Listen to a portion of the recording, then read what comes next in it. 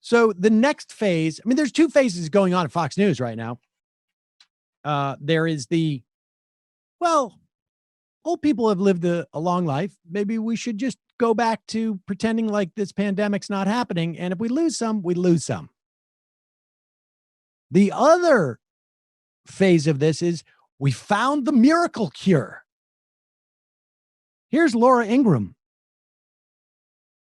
She is interviewing a patient who took hydroxychloroquine and he recovered. And apparently, according to Laura Ingraham, this guy Rio Hannity is a proactive patient. This is a heartwarming story of a guy who basically heard the president say, this may or may not work, and here it is. I didn't see any other options.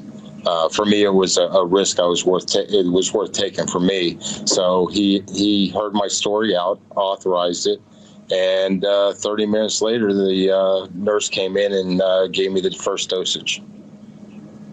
Wow! Oh my! I mean, so a prayer line was involved. I want to highlight that. So it was a prayer line, a friend, correct, a communication. And you, Rio, were a proactive patient. You were your own patient advocate. And, you know, it's a drug that's been around for almost 70 years. And, look, none of us are doctors, but I am so happy that you seem to be doing so much better. And I assume are you still on the hydroxy? On the hydroxy? My last dose about an hour ago. And how are you feeling right now? I feel fantastic, and I have since I woke up on Saturday morning. I know it sounds unbelievable. People are questioning me about it, but I know what I feel.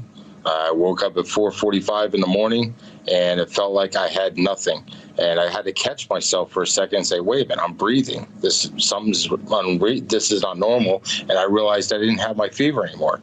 So I hit the nurse call button at 4:45 and said, I'm fine. Can you send a nurse in? I feel a little hungry. The nurse came in, took my vitals, and sure enough, my fever was gone. That was not able to be broken for 9 days. And then it was gone at 4:45 in the morning. My only thing I had was I had a headache, and that lasted a couple days. But all other symptoms were completely gone. My vitals were where they should be. Yes, ma'am. That's amazing. Rio, first of all, you need to keep in touch with us. I want to track how you're feeling every day, and I also want to track when you're released from the hospital. And could you keep in touch with us over the next few days? No, definitely. I'm expecting to be released tomorrow. So there you have this guy took hydroxychloroquine, and it apparently made him healthy, according to him, who is not a doctor, and to Laura Ingraham, who is also herself not a doctor. What is definitely the case is that there has been a run on this drug because President Trump said that could help. And the 1.5 million Americans who suffer from lupus and need that drug to prevent the symptoms associated with lupus apparently can't get it now because there's been a run on it. And because, of course, there's this whole ethos that is being presented of like, you got to be proactive, man. You got to take it where, you got to take it where you find it. An Arizona man died after ingesting chloroquine phosphate, thinking that it would protect him from becoming infected with the virus. His wife also ingested the substance, is under critical care. What they consumed was not the medication form of chloroquine, which is used to treat malaria in humans.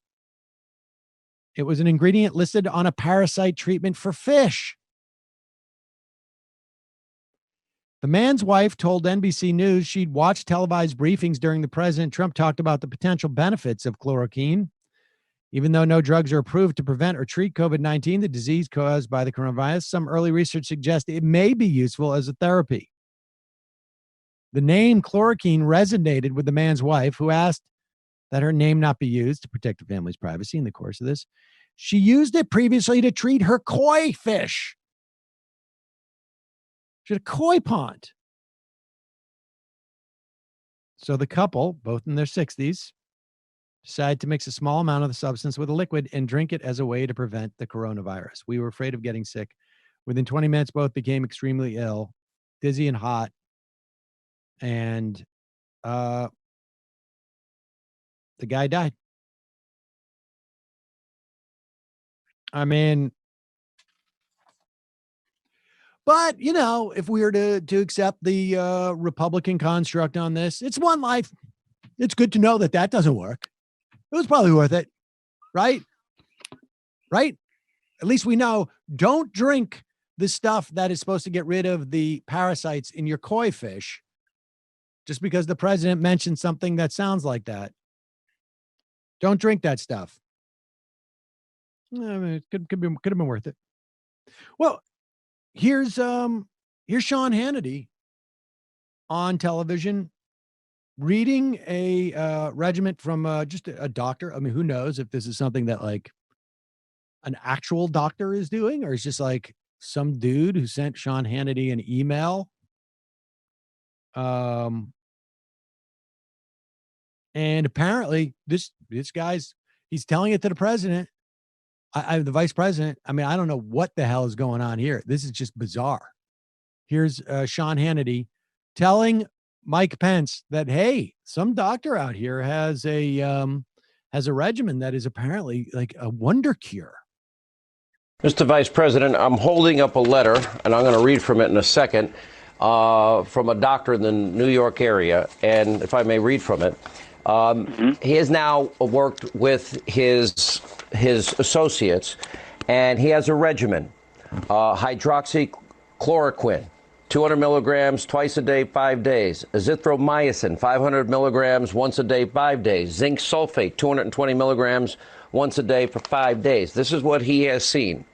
Him and his team have now treated approximately 350 patients in Kairos Joel, was an area of New York that was hit particularly hard, and another 150 patients in other New York areas. His results: we have had 0 deaths, 0 hospitalizations, 0 intubations. Mr. Vice President, I'm holding a so there it is. I mean, like, I don't know what's supposed to be happening there. It's not like it's not like Sean Hannity doesn't have a direct line to the president. And it's also not like the president has bothered to use the authority granted to him to go out and to tell people like, all right, let's make an extra emergency dosage of this. Let's do a quick clinical test. They're not doing anything. The market will figure it out. That's the amazing thing about it. On one hand, they're so desperate to get the stock market back up and to get people back to work, which I understand. Obviously, people need to get jobs. Hopefully, I don't know if we know yet if they've passed that stimulus bill. Hopefully, they can buy us a couple of weeks. Hopefully, but they're so desperate on one hand to get the economy going again. On the other hand, they're so desperate not to set the precedent that in any way we can gain efficiency from having some of these facilities nationalized. Essentially, it's not fully nationalized. It's basically just like saying, like, we're your number one customer. If we come and ask you to make something, you make it, and we get it first.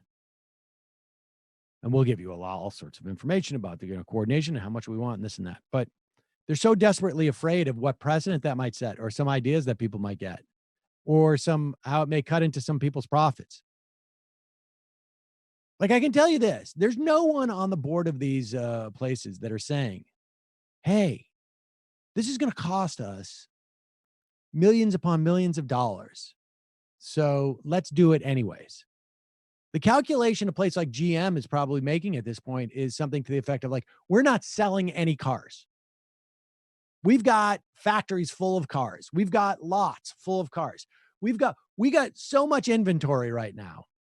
We're not going to move this for months. But we have that machinery there. We can get people to come in and work the machinery. Let's pump out some product that we can charge people for. That's what's happening. This is not, these companies are not stepping up. They're not stepping up. There's no sacrifice going on here. They're mitigating their losses because there's no ability for people to buy their product. That's what's going on here. Don't make any mistakes about this. I mean, there may be some distilleries that are like, we have the ability to create rubbing alcohol, small, we're an artisanal distillery in Brooklyn and we can make rubbing alcohol. We'll do that. We're an artisanal distillery in Minneapolis. We have the ability to do it. They'll do it.